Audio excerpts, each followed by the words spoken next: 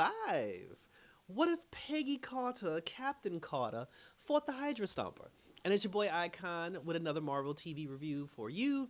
And before we get started, hit the notification bell, hit the like button, subscribe to my YouTube channel, and let's get started. Now, in season 1, I do remember that there was a post-credit scene where Captain America, Steve Rogers' body was recovered in the Hydra Stomper, and it's like I remember when I saw the episode, I was like, oh yeah, I forgot all about it. And then even the dynamic with Bucky, Captain, and Peggy, the three of them basically switched roles, and I think I said that before, because as the Marvel Cinematic Universe that we know it to be, Bucky is the one who got kidnapped by Hydra and was rejuvenated. Peggy was the one that served in the government and got old, and Captain Rogers was the one who disappeared and then came back. Here it's reverse, whereas like Bucky was the one who basically like lived throughout the years and then he got old and became like a government official. Peggy was the one who disappeared because she's Captain Carter and she came back. And Steve was the one who got basically brainwashed and put in the thing.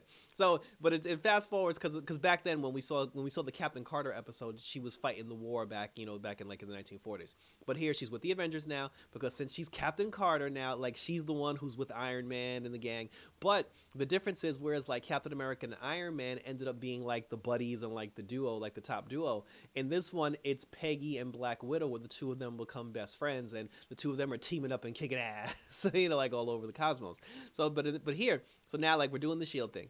And she's still with Shield, like Peggy's with Shield, they're both with Shield, and it's pretty much the whole episode was basically Captain America Winter Soldier, only with the roles reversed. They go onto the ship, like, because remember in the beginning there was the ship that Captain America fought on. So they go onto the ship, and then when they go onto the ship, they fight, they're fighting all these Hydra agents, and then they find the Hydra Stomper, which actually had Captain America Steve Rogers inside of it. And then when Peggy saw Steve Rogers, she immediately got moist, and she was like, oh my god, Steve, and then he had the beard and everything.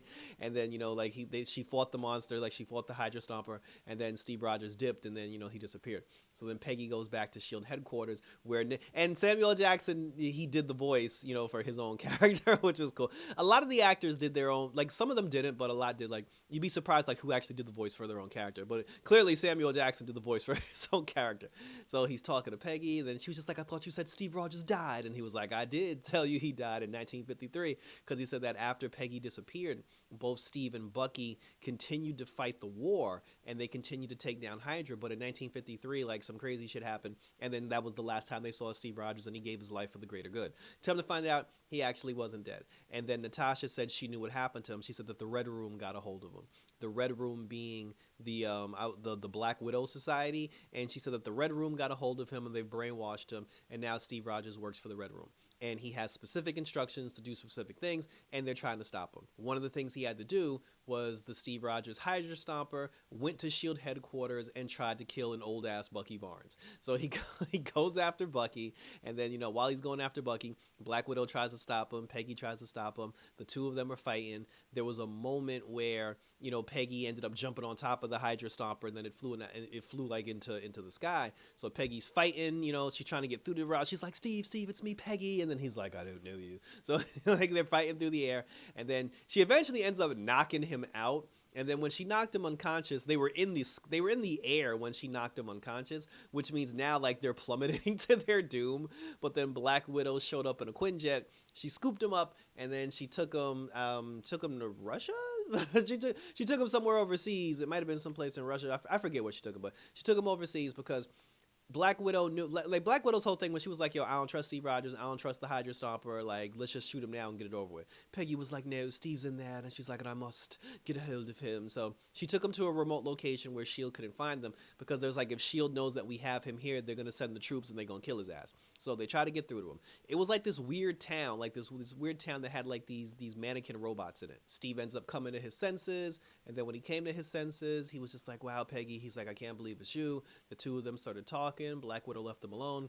They had their little tender moment and everything, and then they almost kissed. And then when they almost kissed, that's when the trap was set, because all those mannequins that were placed through all out the town ended up turning on them and firing like these stun lasers, these paralyzation lasers at them. So now they're attacking Steve, they're attacking Peggy. Black Widow ends up showing up and they attack her too. So when they attack all three of them, eventually they get the three of them down. And then when the three of them are down for the count, that's when the Red Room Society shows up. Here come all the Black Widows. With the Queen Widow, she shows up. And then she's like, "Oh, Mr. Rogers, thank you for your service." And then she was like, "For his service." And then that's when Black Widow was like, "Haven't you figured it out yet, Peggy? Like, Steve Rogers is working for them the whole time." And then she's just like, "Oh, we used you." Then she was like, "But why would you want to kill Bucky Barnes?" And then they're like, "Oh no, child." They're like, "We didn't send Rogers to kill Mr. Barnes. We sent Rogers to draw you out and bring you here." Because the thing is, Peggy Carter is a feminist like wet dream. Like, she's the embodiment of like everything strong, independent women strive to be. You know, like she literally actually has the strength. So, and although like they're evil Russian Black Widow agents, she said that although like, you know, we're on two sides of the flag, and although like, you know, you're for good and we're for evil, she said all of our Black Widows like admire you. She said that, you know, we watch your footage, we watch your highlights. She's like, you're an inspiration to us despite our views being different. And she was like, I don't know whether to kiss you, kill you, or dissect you. But the whole point was for her to get her hands on Peggy Carter. So then after that, they're just like, oh, so we're gonna have you, Peggy, you know, we're gonna have you in our clutches, but we must kill the Black Widow first. So then she sent Steve Rogers to go take down Peggy. Meanwhile, all the Black Widows went after Natasha. So while they're fighting, Natasha ends up taking down the Black Widow Society. She ended up getting all of them down. Because that was a stupid thing, because if you have all these mannequins placed throughout the city, and all these mannequins have these stun rays in their hand, and then you're trying to take down one person, like 1-on-7, and this person is in that same town, wouldn't she just use one of the stun rays that's in one of the mannequins to take you all? It's like, you don't put the weapon of your own destruction where the guy, the girl, whoever's coming after you put it right in their line of sight so they can get you. And I'm like, that was dumb. So she ended up doing that. She used those stun rays that were in the mannequins to take out the Black Widows, and now she's just fighting the Queen Bee Widow, and the two of them are fighting outside. Peggy's fighting Steve Rogers, and then, you know, just like in the Winter Soldier movie, the moment where Steve Rogers was fighting Bucky to the point where he was like, "Look, Bucky, I don't want to fight anymore."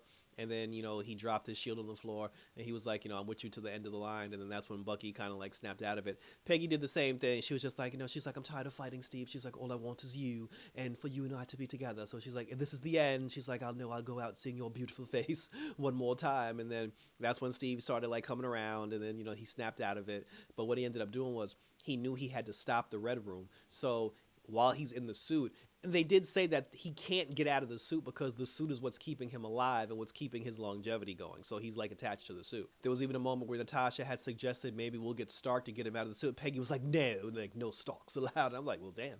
But Rogers always has to be the hero. Like, he ended up sacrificing himself. While he was still in the suit, he basically flew up into the atmosphere because the Black Widow Society, the Red Room, exists in the sky. So he flew up into the sky to basically be a human missile and blow up the Red Room. Peggy was like, "No, Steve, down to do it. I'm in tears if you go." And then, you know, he's flying up there. While he was flying up there, Natasha used a grappling hook. She fired the grappling hook, which attached itself to Steve's ankle, and then she attached the other end to Madam Widow. And then when she attached it to like the Madam Widow, Steve ended up pulling her up into the atmosphere with him. And then when Steve punctured himself through the Red Room headquarters and it started exploding, Homegirl went up there with him, and then she died. So they managed to kill. This was really like a Peggy Carter story, but they actually exorcised Natasha's demons as well at the same time. So Steve, you know, went through one, like, obviously, like, Homegirl died, Queen Widow, she did, but since the suit that Rogers was in was supposed to be like impenetrable, they felt like, you know, he managed to get away, but he just didn't come back. So, you know, at the end, that's when Black Widow, she was like, you know, "No, Steve Rogers, he's out there." And she's like, "And I have to find him." Just like with him and Sam, when Rogers was like, "Oh, I got to find Bucky," and Sam was like, "I'm coming with you." When Peggy said, "I'm going after Steve to see if I can find him," Black Widow said, "Okay, then I'll come with you."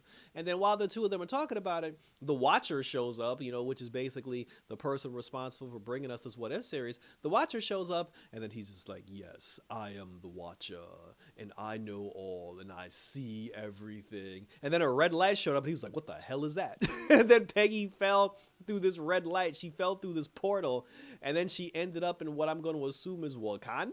And then when she was there, like, these two people walked up to her, and they was like, "Oh, Captain Carter, we need your help." And then Peggy immediately was just like, "Oh, Watcher." She's like, "What have you done?" Because she remembers the Watcher from before. And that's how the episode ended. Like, it ended on a cliffhanger, and thank you for tuning in. The Watcher did say in the beginning of the episode, he was like, "I normally don't do sequels, but in this case, when it's Peggy Carter, I make an exception." But something happened that even he doesn't know, because he was like, "Although I know all and see all," he was like, "new events have transpired that I know nothing about." So we'll see what happens with that one. But share your questions, and we'll continue to talk about it as we lose a little bit of light over here. I actually enjoyed it. I thought the episode was really good. I enjoyed it. I mean, I pretty much love anything that Peggy Carter's involved in, because that's my girl. But share your questions, comments, and or concerns down below. Let me know what you think about it. Let me know what you thought about this particular episode of Marvel's What If. What do you think of the Captain Carter character? Should she have got a live action movie, which would have been good? And the actress who plays Peggy Carter, I believe she's doing her own voiceover as well. So like I said, so we'll see what happens. One more episode to go for this particular week, and then I don't know if we're getting 9 or 8 episodes of Marvel's What If, but if it's anything like last season, we got 2 more to go, but I got 1 more to review, and I'll share this with you as soon as it comes out. So check out my other videos that I got on my channel, my DC review for Aquaman and the Lost Kingdom, also my series finale review of Archer and the Cold, as we roll on for more superhero and television. So until next time, guys, watch out for Captain Carter, because she's here to save America and the UK. Until next time, we're out this